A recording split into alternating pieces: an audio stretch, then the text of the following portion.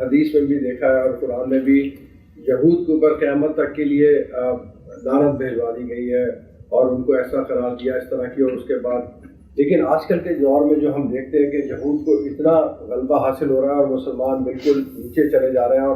اور یہ آپ یہ نہیں دیکھتے کہ قرآن اور سنت کے منافی یہ بات ہو رہی ہے جو یا جیسا کہ یا ہمارے سمجھنے میں اس کی کچھ غلطی ہے کیا اس بات کو؟ آپ اس کو مسلمانوں کے حوالے سے دیکھ رہے ہیں. جی قرآن نے اس کو مسلمانوں کے حوالے سے بیان ہی نہیں کیا. مسلمانوں کو جب غلبہ حاصل تھا تو حاصل تھا. وہ دنیا پر حکومت کرتے رہے ہیں اور 1000 سال کوئی معمولی مدت نہیں ہوتی. یہ جو ہماری سلطنت برطانیہ ہے اس کی سلطنت میں سورج غروب نہیں ہوتا تھا، لیکن کتنی دیر تک؟ 1000 سال تک مسلمان ادھر دنیا میں مسلمان حکومت کرتے رہے ہیں، ادھر مسیحیوں کو بھی ایسا ہی اقتدار حاصل تھا. وہ حضرت مسیح کے پیرو تھے. اسی لیے میں نے کیا کہ یہ جب فیت تھی، یعنی مذہبی فکر کو سیاسی غلبہ حاصل تھا، تہذیب کو مذہب وجود بخش رہا تھا. وہ دور ختم ہو گیا. تو یہود کے بارے میں 2 باتیں قرآن نے کہی ہیں اور دونوں بالکل درست ہیں، اسی طرح سامنے آ رہی ہیں.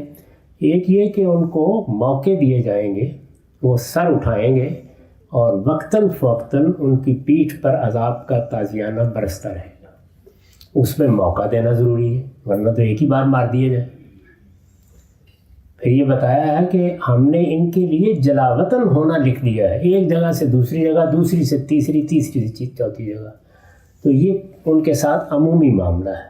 دنیا کی قوموں کے لحاظ سے قرآن کے الفاظ یہ ہیں کہ جاعل الذین اتبعوک فوق الذین کفروا الی یوم القیامہ.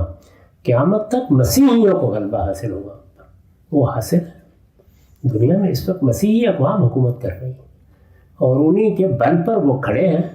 اگر آج امریکہ یہ فیصلہ کر لے کہ اب اس کو اسرائیل کا ساتھ نہیں دینا، 24 گھنٹے بھی نہیں لگیں، ختم ہو جائے گا.